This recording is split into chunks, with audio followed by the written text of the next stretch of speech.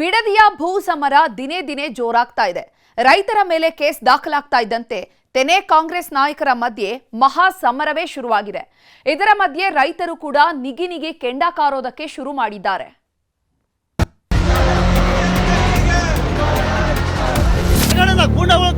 ಅಧಿಕಾರಿಗಳು ಹಲ್ಲೆ ಮಾಡಿದ್ದಾರೆ.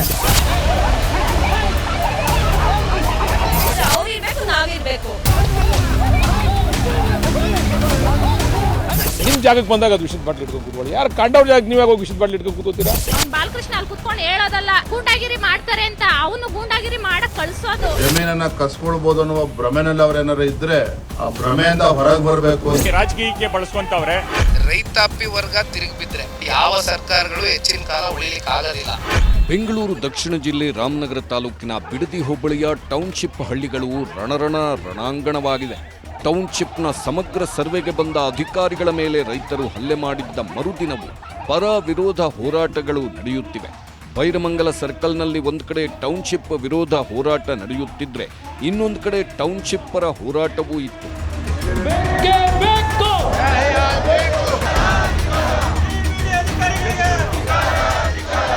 ಮತ್ತೊಂದು ಕಡೆ ಟೌನ್ಶಿಪ್ ಸರ್ವೆ ಪರ ಕೆಲ ಭಾಗದ ರೈತರು ಪ್ರತಿಭಟನೆ ನಡೆಸಿದ್ರು. ಬಿಡದಿ ಹಾರೋಹಳ್ಳಿ ರಸ್ತೆಯಲ್ಲಿ ಕುಳಿತು ಧರಣಿ ಮಾಡಿದ್ರು. ಸರ್ವೆ ಅಧಿಕಾರಿಗಳ ಮೇಲಿನ ಹಲ್ಲೆಗೆ ಖಂಡನೆ ವ್ಯಕ್ತಪಡಿಸಿ ಸರ್ವೆ ಮಾಡಲು ಬಿಡಿ ಎಂದು ಪಟ್ಟು ಹಿಡಿದಿದ್ದರು. ಸ್ಥಳೀಯವಾಗಿ ಪರ ವಿರೋಧ ಇರ್ತಕ್ಕಂಥ ರೈತರುಗಳಿಂದ ಆಗಿಲ್ಲ ಅಂತ ನಾನಾದ್ರೂ ಭಾವಿಸ್ಕೋತೀನಿ. ಹೊರಗಡೆಯಿಂದ ಬಂದಿರತಕ್ಕಂಥ ಚಾಮರಾಜನಗರ, ಮಂಡ್ಯ, ಮದ್ದೂರು ಅಲ್ಲಿಂದ ಬಂದವರು ಇವರಿಗೆ ಪ್ರೇರಣೆ ಮಾಡಿ ಅವ್ರನ್ನ ಅಶಾಂತಿಗೆ ಭಂಗ ಬರಲು ಹುನ್ನಾರ ನಡೀತಾ ಇದೆ ಹೊರಗಡೆಯಿಂದ. ಸರ್ವೆ ಮಾಡಲು ಬಂದ ಅಧಿಕಾರಿಗಳ ಮೇಲೆ ಹಲ್ಲೆ ಮಾಡಿದ ಸಂಬಂಧ 2 ಪ್ರತ್ಯೇಕ ಎಫ್ಐಆರ್ಗಳು ದಾಖಲಾಗಿವೆ. ಸರ್ಕಾರಕ್ಕೆ ದೇವೇಗೌಡರ ಗಡುವು, ಗಾಂಧಿ ಪ್ರತಿಮೆ ಬಳಿ ಧರಣಿ, ಸರ್ಕಾರಕ್ಕೆ ಸವಾಲು ಹಾಕಿದ ದೊಡ್ಡಗೌಡರು. ಬಿಡದಿಯಲ್ಲಿ ಗಲಾಟೆಗೆ ಸರ್ಕಾರದ ಚಿತಾವಣೆಯೇ ಕಾರಣ ಅನ್ನೋದು ಕುಮಾರಸ್ವಾಮಿ ಆರೋಪ. ನಿನ್ನೆ ಕುಮಾರಸ್ವಾಮಿ ಆಕ್ರೋಶ ಹೊರಹಾಕುತ್ತಲೇ ಇವತ್ತು ದೇವೇಗೌಡರು ಸರ್ಕಾರಕ್ಕೆ ಬಿಸಿ ಮುಟ್ಟಿಸಿದ್ದರು. ದಬ್ಬಾಳಿಕೆ ಮಾಡಿ ರೈತರ ಜಮೀನನ್ನ ಕಿತ್ತುಕೊಳ್ಳಲು ಬಿಡೋದಿಲ್ಲ ಎಂದು ದೇವೇಗೌಡರು ಗುಟುರು ಹಾಕಿದ್ರು. ಸರ್ಕಾರದ ನಿರ್ಧಾರಕ್ಕೆ 4-5 ದಿನಗಳ ಗಡುವು ನೀಡಿದ್ದು ಟೌನ್ಶಿಪ್ ವಿಚಾರ ಹಿಂಪಡೆಯದಿದ್ರೆ ವಿಧಾನಸೌಧ ಬಳಿಯ ಗಾಂಧಿ ಪ್ರತಿಮೆ ಎದುರು ಧರಣಿ ಕೂರುವುದಾಗಿ ಎಚ್ಚರಿಕೆ ಕೊಟ್ಟರು. ನೀವು ಸಿದ್ದರಾಮಯ್ಯನವ್ರನ್ನ ತೆಗೆದು ಹೈಕಮಾಂಡನ್ನ ಒಲಿಸ್ಕೊಡ್ಲಿಕ್ಕೆ ಏನೇನು ಮಾಡಿದ್ರಿ ಆಶ್ವಾಸನ, ಅದನ್ನು ನೀವು ಇವತ್ತು ಸಂಪೂರ್ಣಗೊಳಿಸಬೇಕು.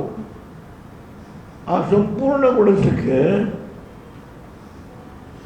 ವ್ಯವಸ್ಥೆ ಮಾಡತಕ್ಕಂಥ ಮಾರ್ಗ ಈ ಬಿಡದಿಯ 7,000 ಎಕರೆ ಭೂಮಿನ ನಿವೇಶನ ಮಾಡಬೇಕು.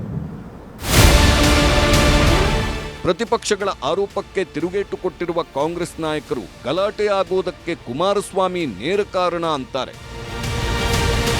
ಈ ಒಂದು ಸನ್ನಿವೇಶ ಸೃಷ್ಟಿ ಮಾಡಿರೋಂಥದ್ದು ನಿಮಗೆಲ್ಲ ಗೊತ್ತಿದ್ದಂತೆ JDS ಪಕ್ಷದ ನಾಯಕರಾದಂಥ ಕುಮಾರಸ್ವಾಮಿ ಅವರೇ ಮಾಡಿದಂಥ ಪಾಪದ ಕೂಸನ್ನು ಇವತ್ತು ರಾಜಕೀಯದ ಉದ್ದೇಶದಲ್ಲಿ DK ಶಿವಕುಮಾರ್ ಸಾಹೇಬರು ಮುಖ್ಯಮಂತ್ರಿ ಆಗಿದ್ದಾರೆ ಅನ್ನೋದನ್ನು ಸಹಿಸ್ಕೊಳ್ಳದಲ್ಲೇ ಈ ಒಂದು ಸನ್ನಿವೇಶಗಳನ್ನು ಸೃಷ್ಟಿ ಮಾಡೋಂಥದ್ದು ನಿಪುಣರು ಅನ್ನೋದನ್ನು ತೋರಿಸ್ಕೊಡ್ತಾ ಇದ್ದಾರೆ.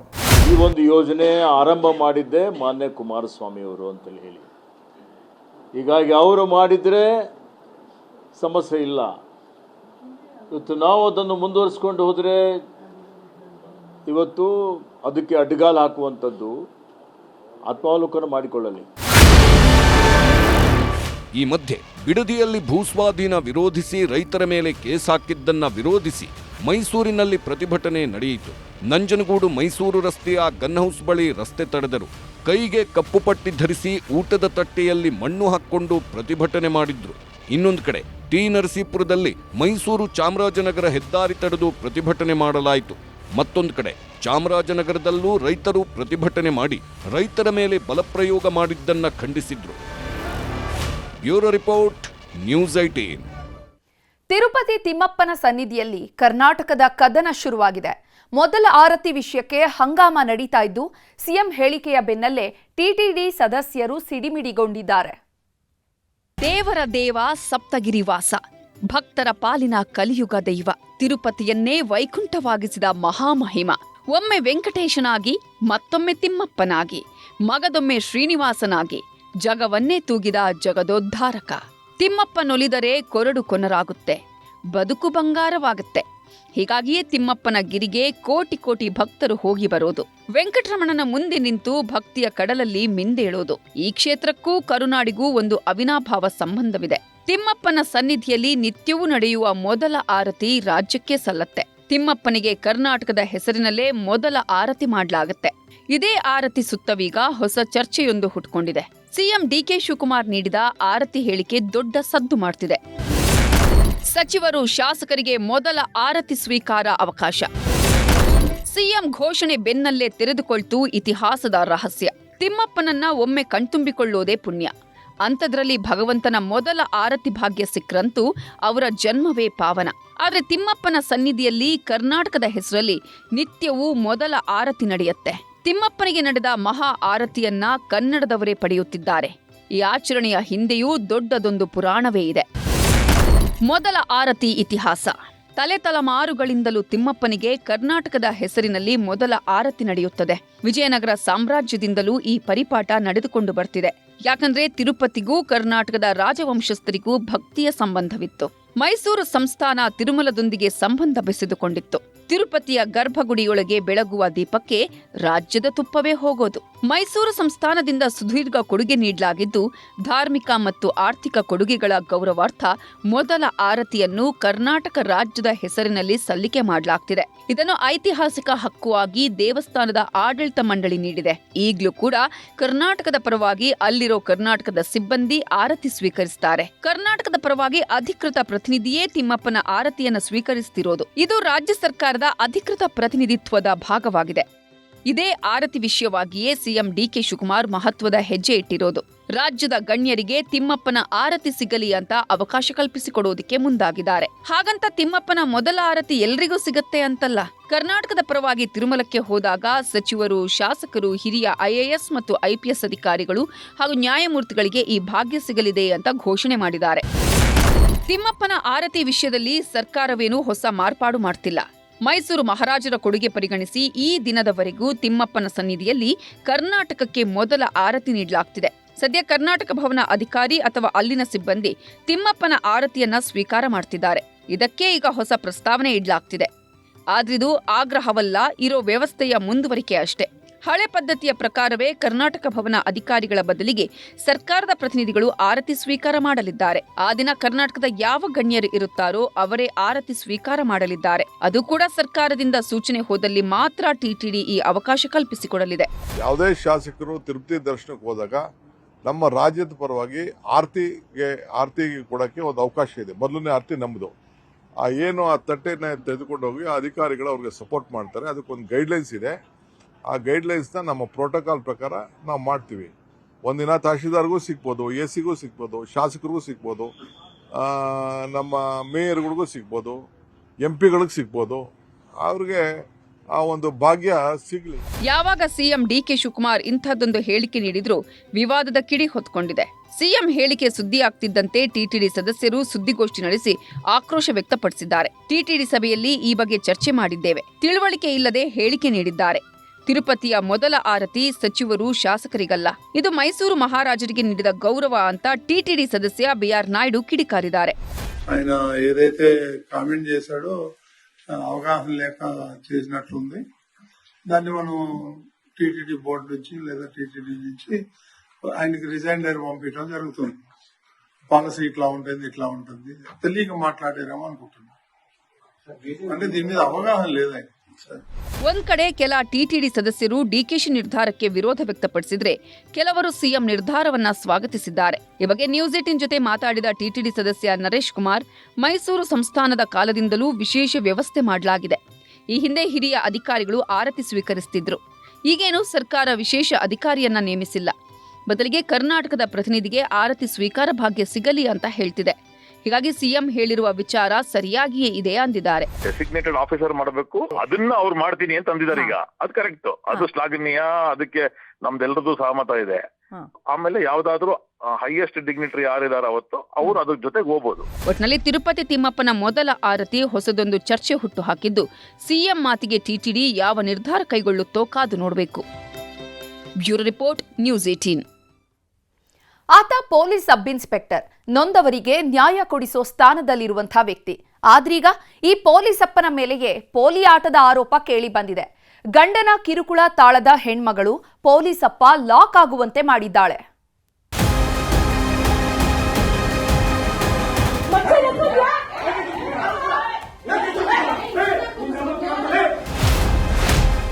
ಹೆಂಡತಿ ಅಂದ್ರೆ ಅಷ್ಟಕ್ಕಷ್ಟೇ, ಪರಸ್ತ್ರೀ ಜೊತೆ PSI ರಾಸಲೀಲೆ. ಪೊಲೀಸಪ್ಪನ ಕಿರಿ, ಹೆಂಡತಿ ಮೇಲೆ ಮಚ್ಚಿನಿಂದ ಅಟ್ಯಾಕ್.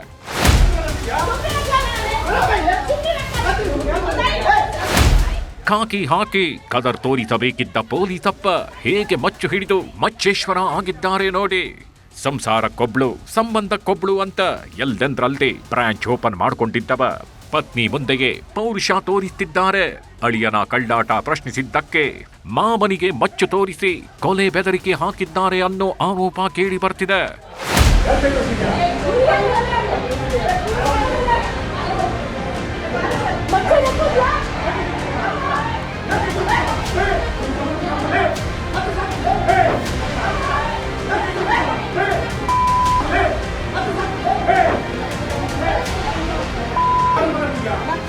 ಇವರ ಹೆಸರು ಭೈರಪ್ಪ ಅಂತ, ಪೊಲೀಸ್ ಸಬ್ ಇನ್ಸ್ಪೆಕ್ಟರ್.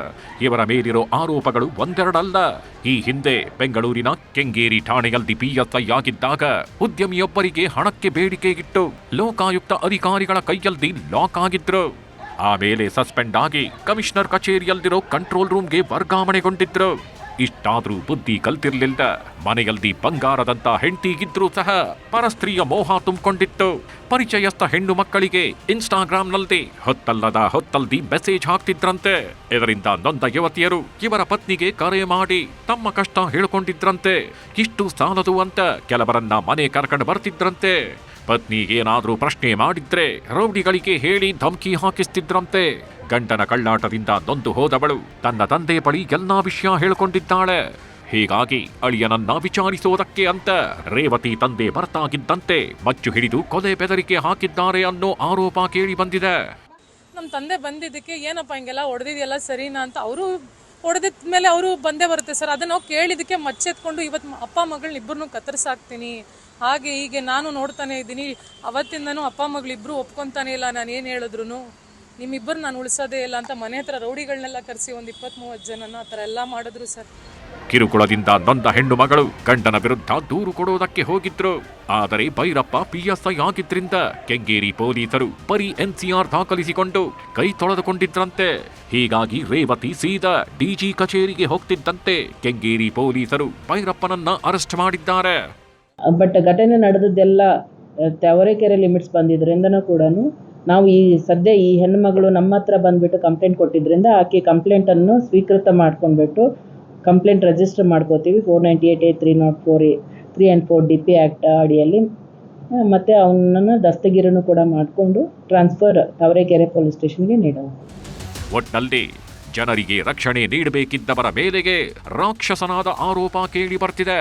ಪತ್ನಿಗೆ ಕಿರುಕುಳ ಕೊಟ್ಟ ಕೇಸ್ನಲ್ಲಿ PSI ಬ್ಲಾಕ್ ಕೂಡ ಆಗಿದ್ದಾರೆ. ಮುಂದೆ ಏನೆಲ್ಲ ಆಗುತ್ತೆ ಕಾದು ನೋಡಬೇಕು. Manjunath N, crime bureau, news 18 Bengaluru.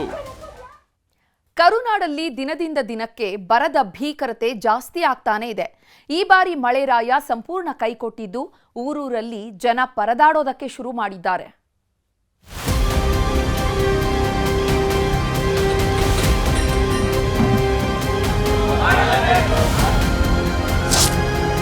ಕಳೆದ ವರ್ಷ ಈ ಹೊತ್ತಿಗೆ ಇಡೀ ಕರುನಾಡೆ ನೆರೆ ನರಕದಲ್ಲಿ ಮುಳುಗಿ ಹೋಗಿತ್ತು. ಸಾಕಪ್ಪ ಸಾಕು ಈ ಮಳೆ ಸಹವಾಸ ಅಂತ ಜನ ಹಿಡಿಶಾಪ ಹಾಕ್ತಿದ್ದರು. ಆದ್ರೆ ಈ ಬಾರಿ ಶಾಪ ಹಾಕೋದಿರ್ಲಿ, ಹನಿ ಮಳೆಯೂ ಆಗ್ತಿಲ್ಲ. ಎಲ್ಲಿ ನೋಡಿದ್ರೂ ಭೀಕರ ಬರ ಆವರಿಸಿದ್ದು ಊರೂರಲ್ಲೂ ಜನ ಪರದಾಡುತ್ತಿದ್ದಾರೆ. ಬಿತ್ತಿದ ಬೆಳೆ ಮೇಲೆ ಏಳುತ್ತಿಲ್ಲ, ಹಳ್ಳ ಕೊಳ್ಳಗಳಿಗೆ ಹನಿ ನೀರು ಬರ್ತಿಲ್ಲ, ಜಲಾಶಯಗಳು ಕೂಡ ಪಾತಾಳ ಸೇರ್ತಿವೆ. ಹೀಗಾಗಿ ದೇವರೇ ದಿಕ್ಕು ಅಂತ ಮುಗಿಲ ಕಡೆ ಮುಖ ಮಾಡಿ ನಿಂತಿದ್ದಾರೆ. ಧಾರವಾಡ ಜಿಲ್ಲೆಯಲ್ಲಿ ವರುಣದೇವ ಕೃಪೆ ತೋರ್ತಿಲ್ಲ. ಮಳೆ ಇಲ್ಲದೆ ಭೂಮಿ ಬಾಯ್ತೆರೆದು ನಿಂತಿದೆ. ಬಿತ್ತಿರೋ ಬೆಳೆ ಒಣಗಿ ಹೋಗ್ತಿವೆ.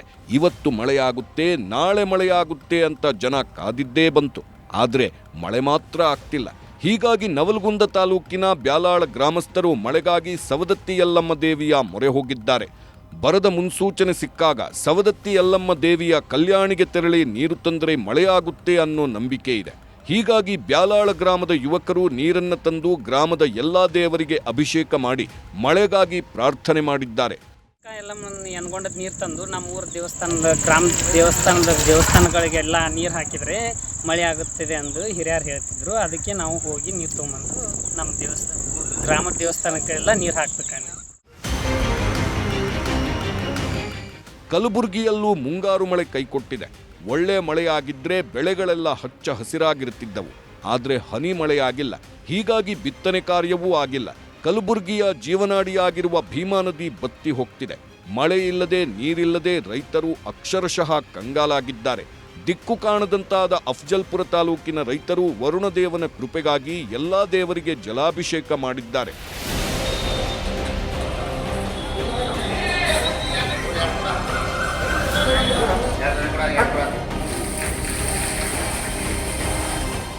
ಬೀದರ್ ಜಿಲ್ಲೆಯಲ್ಲೂ ಮುಂಗಾರು ಮಳೆ ಕಣ್ಣಾಮುಚ್ಚಾಲೆ ಆಟ ಆಡುತ್ತಿದೆ. ಎಲ್ಲೆಲ್ಲೂ ಮಳೆ ಕೊರತೆಯಾಗಿದ್ದು ಬಿತ್ತನೆ ಮಾಡಿದ ಬೆಳೆ ಉಳಿಸಿಕೊಳ್ಳಲು ರೈತರು ಪರದಾಡುತ್ತಿದ್ದಾರೆ. ವಿಲಾಸಪುರ ಗ್ರಾಮದಲ್ಲಿ ಬಿತ್ತನೆ ಮಾಡಿದ್ದ ಸೋಯಾ ಬೆಳೆ ಒಣಗೋದಕ್ಕೆ ಶುರುವಾಗಿದೆ. ಮಳೆಗಾಲದಲ್ಲೂ ಬೋರ್ನಿಂದ ನೀರು ಹರಿಸೋ ಪರಿಸ್ಥಿತಿ ನಿರ್ಮಾಣವಾಗಿದೆ. ಬೀದರ್ ಜಿಲ್ಲೆಯ ರೈತರು ಮಳೆಯನ್ನ ನಂಬಿ ಬಿತ್ತನೆ ಮಾಡದಿರತಕ್ಕಂಥ ರೈತರು ಇವತ್ತು ಕಂಗಾಲಾಗಿರ್ತಕ್ಕಂಥದ್ದು, ಆರ್ಥಿಕ ಸಂಕಷ್ಟಕ್ಕೆ ಸಿಲುತಕ್ಕಂಥ ಪರಿಸ್ಥಿತಿಗೆ ಬಂದು ತಲುಪಿರ್ತಕ್ಕಂಥದ್ದು. ಈಗಾಗಲೇ ಮಳೆ ನಂಬಿ ಬಿತ್ತನೆ ಮಾಡಿದರೆ ಮೊಳಕೆ ಕೂಡ ಒಡೆದಿದೆ. ಮೊಳಕೆ ಒಡೆದು ಇವತ್ತು ಬೆಳೆದಿರ್ತಕ್ಕಂಥ ಬೆಳೆ ಇವತ್ತು ಒಣಗತಕ್ಕಂಥ ಭೀತಿ ರೈತರಲ್ಲಿ ಉಂಟಾಗಿರ್ತಕ್ಕಂಥದ್ದು. ದಾವಣಗೆರೆ ಜಿಲ್ಲೆಯಲ್ಲಿ ಕಳೆದ ವಾರ ಅಲ್ಪ ಸ್ವಲ್ಪ ಮಳೆಯಾಗಿತ್ತು. ಇದರಿಂದ ರೈತರು ಕೊಂಚ ನಿರಾಳರಾಗಿದ್ರು. ಆದ್ರೀಗ ಮುಂಗಾರು ಮಳೆ ಮರೀಚಿಕೆಯಾಗಿದ್ದು ಬರದ ಛಾಯೆ ಆವರಿಸಿದೆ. ದಿಕ್ಕು ಕಾಣದಂತಾದ ಜಗಳೂರು ರೈತರು ಜಗಳೂರು ಪಟ್ಟಣವನ್ನ ಬರಪೀಡಿತ ತಾಲೂಕು ಅಂತ ಘೋಷಿಸುವಂತೆ ಸಿಡಿದೆದ್ದಿದ್ದಾರೆ. ಕರ್ನಾಟಕ ರಾಜ್ಯ ರೈತ ಸಂಘ ಹಾಗೂ ಹಸಿರು ಸೇನೆ ಸದಸ್ಯರು ಪ್ರತಿಭಟನೆ ನಡೆಸಿದ್ರು.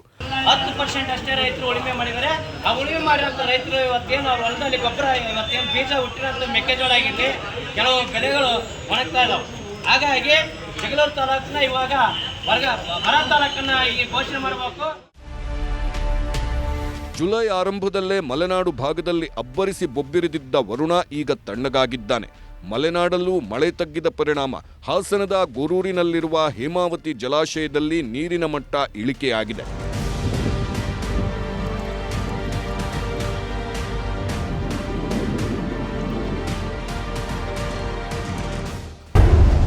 ಬರ ವೀಕ್ಷಿಸಿದ ನಿಖಿಲ್ ಸರ್ಕಾರದ ವಿರುದ್ಧ ಗರಂ.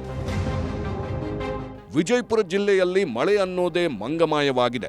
ಭರ್ಜರಿ ಮಳೆಯಾಗುತ್ತೆ ಅಂತ ರೈತರು ಖುಷಿಯಾಗಿದ್ರು. ಆದರೆ ಈ ಬಾರಿ ಆಗ್ತಿರೋದೇ ಬೇರೆ. ಮುಂಗಾರು ಮಳೆ ಕೈಕೊಟ್ಟಿದ್ದು ಬಿತ್ತನೆ ಮಾಡದೆ ಕಂಗಾಲಾಗಿದ್ದಾರೆ. ಹೀಗಾಗಿ ವಿಜಯಪುರ ಜಿಲ್ಲೆಯಲ್ಲಿ ಬರಪೀಡಿತ ಪ್ರದೇಶಗಳಿಗೆ ಜೆಡಿಎಸ್ ಯುವ ರಾಜ್ಯಾಧ್ಯಕ್ಷ ನಿಖಿಲ್ ಕುಮಾರಸ್ವಾಮಿ ಭೇಟಿ ನೀಡಿದ್ರು. ಇಂಡಿ ತಾಲೂಕಿನ ಅಗಸನಾಳ ಗ್ರಾಮಕ್ಕೆ ಭೇಟಿ ನೀಡಿ ಬರ ವೀಕ್ಷಣೆ ಮಾಡಿದ್ರು. ಸರ್ಕಾರ ಬರಪೀಡಿತ ತಾಲೂಕಾಗಿ ಘೋಷಿಸುವಂತೆ ಒತ್ತಾಯ ಮಾಡಿದ್ರು. ಸಂಪೂರ್ಣವಾಗಿ ಇವತ್ತು ಇಲ್ಲಿ ಏನೊಂದು ಮಳೆ ಆಗಬೇಕಾಗಿತ್ತು, ಆಗದಿರ ಇರೋದ್ರಿಂದ ಇವತ್ತು ಇಲ್ಲಿ ಯಾವುದೇ ಒಂದು ಬಿತ್ತನೆ ಆಗಿಲ್ಲ. ಇಂಥ ದಿನ ಇವತ್ತು ಇಲ್ಲಿ ಬಂದು ನಿಂತಾಗ ಎಲ್ಲೋ ಒಂದು ಕಡೆ ರೈತರಿಗೆ ಏನೊಂದು ಈ ಸಂಕಷ್ಟ ಎದುರಾಗಿದೆ. ಈ ಒಂದು ನೋವನ್ನು ಎದುರು ನೋಡ್ತಾ ಇರ್ತಕ್ಕಂಥ ರೈತರಿಗೆ ಅವ್ರ ಸಂಕಷ್ಟವನ್ನು ಧಾವಿಸ್ತಕ್ಕಂಥದ್ದಕ್ಕೆ ಸರ್ಕಾರ ಮುಂದಾಗಬೇಕು. ಒಟ್ನಲ್ಲಿ ಇಡೀ ಕರುನಾಡಲ್ಲಿ ಬರದ ಭೀಕರತೆ ಆವರಿಸಿದೆ. ಜುಲೈ ತಿಂಗಳು ಮುಗಿಯೋದಕ್ಕೆ ಬಂದರೂ ಮಳೆಯಾಗ್ತಿಲ್ಲ. ಪರಿಸ್ಥಿತಿ ಹೀಗೆ ಮುಂದುವರೆದ್ರೆ ಊಹಿಸಿಕೊಳ್ಳೋದು ಕಷ್ಟವಾಗ್ತಿದೆ. Bureau report, news 18. ಅವರೆಲ್ಲ ಕೊಲೆ ಕೇಸಲ್ಲಿ ಜೈಲು ಸೇರಿದ್ರು, ಸಜಾ ಕೈದಿಗಳಾಗಿ ದಿನ ಕಳೀತಾ ಇದ್ರು. ಆದ್ರೆ ನಿನ್ನೆ ರಾತ್ರಿ ಪಕ್ಕಾ ಪ್ಲಾನ್ ಮಾಡಿಕೊಂಡು ಸೆಂಟ್ರಲ್ ಜೈಲಿಂದ ಎಸ್ಕೇಪ್ ಆಗಿದ್ದಾರೆ.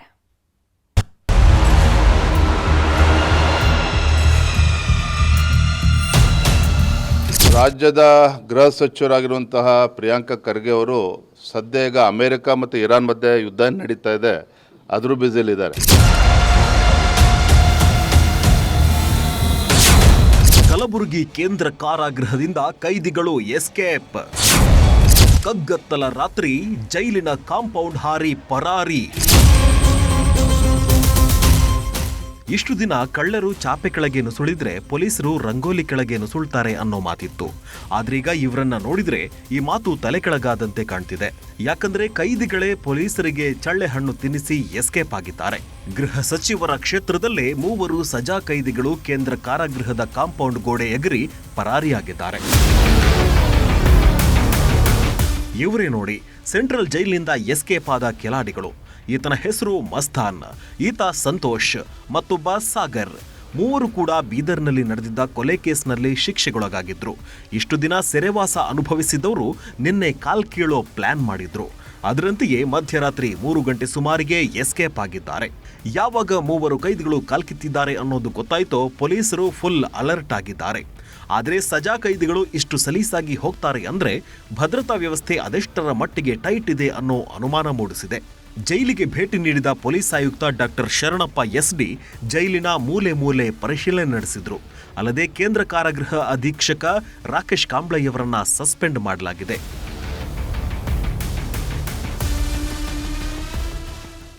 ಕಲಬುರಗಿ ಕೇಂದ್ರ ಕಾರಾಗೃಹದಿಂದ 3 ಸಜಾ ಕೈದಿಗಳು ತಪ್ಪಿಸಿಕೊಂಡೋಗಿರೋ ಬಗ್ಗೆ ಮಾಹಿತಿ ಬಂದು ತಕ್ಷಣ ನಾನಾಯಿತು ಮತ್ತು DCP ಮತ್ತು ಇತರ ಅಧಿಕಾರಿಗಳು ಮತ್ತು ಪ್ರಿಸನ್ ಅಧಿಕಾರಿಗಳೆಲ್ಲ ಸ್ಥಳಕ್ಕೆ ವಿಸಿಟ್ ಮಾಡಿ ಪರಿಶೀಲನೆ ಮಾಡಿದ್ದೀವಿ. ಮತ್ತು ಈಗಾಗಲೇ ಪ್ರಿಸನ್ ಅಧಿಕಾರಿಗಳು ಏನಿದ್ದಾರೆ ಸಂಬಂಧಪಟ್ಟವರು ದೂರನ್ನು ನೀಡ್ತಾ ಇದ್ದಾರೆ. ಆ ದೂರಿನ ಮೇರೆಗೆ ಪ್ರಕರಣ ದಾಖಲು ಮಾಡಿಕೊಂಡು ಏನು ತಪ್ಪಿಸ್ಕೊಂಡು ಹೋಗಿದ್ದಾರೆ ಸಜಾ ಕೈದಿಗಳು ಅವರನ್ನು ಪತ್ತೆ ಮಾಡಲಿಕ್ಕೆ ನಾವು 3 ವಿಶೇಷ ತಂಡಗಳನ್ನು ಮಾಡಿದ್ದೀವಿ. ಆದಷ್ಟು ಬೇಗ ಅವರನ್ನು ಬಂಧಿಸ್ತೀವಿ. ಎಸ್ಕೇಪ್ ಆಗಿರೋ ಅಪರಾಧಿಗಳ ಪತ್ತೆಗೆ 3 ವಿಶೇಷ ತಂಡ ರಚಿಸಲಾಗಿದೆ. ಆದರೆ ಇಲ್ಲೊಂದು ಅನುಮಾನ ಕಾಡೋದಕ್ಕೆ ಶುರುವಾಗಿದೆ. ಜೈಲಿನಿಂದ ಹೋಗಿರೋ 3 ಕೂಡ ಕಾಂಪೌಂಡ್ ಹಾರಿ ಹೋಗಿದ್ದಾರೆ. ಇಲ್ಲಿ ಯಾವಾಗಲೂ ತಂತಿ ಬೇಲಿಗೆ ವಿದ್ಯುತ್ ಸಂಪರ್ಕ ಇರುತ್ತೆ. ಆದರೆ ಇವರು ಎಸ್ಕೇಪ್ ಆಗುವಾಗ ವಿದ್ಯುತ್ ಸಂಪರ್ಕ ಇರಲಿಲ್ಲ.